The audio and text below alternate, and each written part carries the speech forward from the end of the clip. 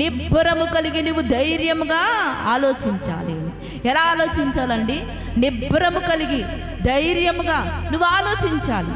ఎందుకంటే నిన్ను విడువని ఎడబాయని దేవుడు కనుక, ఆయన నాకు తోడై ఉన్నాడు కనుక నేను ఎలా ఉండాలంటే నిబ్బరము కలిగి ఉండాలి. యేసయ్యా, నీలో నేను నిబ్బరము కలిగి ఉండాలి. ఎందుకంటే నీవు నన్ను విడిచిపెట్టే దేవుడవు కాదు యేసయ్యా, నీవు నన్ను దాటి వెళ్ళే దేవుడవు అయితే కాదు కదా. నీవు నాకు తోడయ్యున్న దేవుడవయ్యా.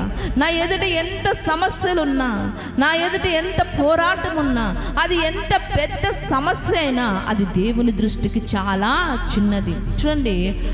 చూడండి అక్కడ దావీదు యుద్ధానికి వెళ్ళినప్పుడు గొలియాతు చాలా ఎత్తుగా ఉన్నాడా లేదా? దావీదు ఎలా ఉన్నాడంటే పొట్టివాడు.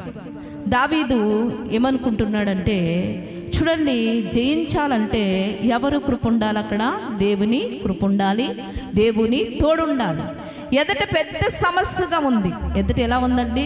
చూడండి, ఎదట పెద్ద సమస్య ఉంది. దావీదు మరి గొలియాతుని జయించాలంటే చూడండి, ఆ సమస్య నుంచి ఎలా విడుదల కావాలి అంటే దేవుడు తోడుంటేనే అది సాధ్యం. దావీదు తలెత్తుకుని చూస్తున్నాడు, అది పెద్దదే, అయితే దేవుని దృష్టికి అది చాలా చిన్నది.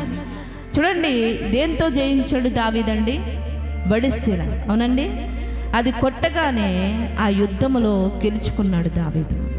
చూడండి, అలాగున మనకున్న పెద్ద సమస్య అయినా అది దేవుని దృష్టికి చాలా చిన్నది. కాబట్టి ఎప్పుడు నమ్మవలసింది ఏమిటో తెలుసా? అయ్యా, నా కష్టములో, నా అప్పుల బాధలలో, నా ఇరుకులలో, నా ఇబ్బందులలో నీవు నాకు తోడై ఉన్నావు. తోడై ఉన్నాడా? విడిచిపెట్టాడు దేవుడు? చెప్పండి. నాకు తోడై ఉన్నావు, నాకు తోడై ఉన్నావు కాబట్టి ఎంతగా నేను నిలబడగలిగానయ్యా. నీవే తోడు లేకపోతే నా జీవితం ఎప్పుడో కాలగర్భములో కలిసిపోవలసినది. ఈ రోజున నీకు ఆరోగ్యం లేకపోవచ్చు, ఈ రోజున నీకు శరీరం మీద బాధ ఉండొచ్చు.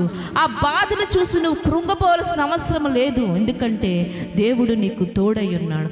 దేవుడు తోడై ఉంటే బాధలు ఎందుకు వస్తాయండి? వస్తాయి.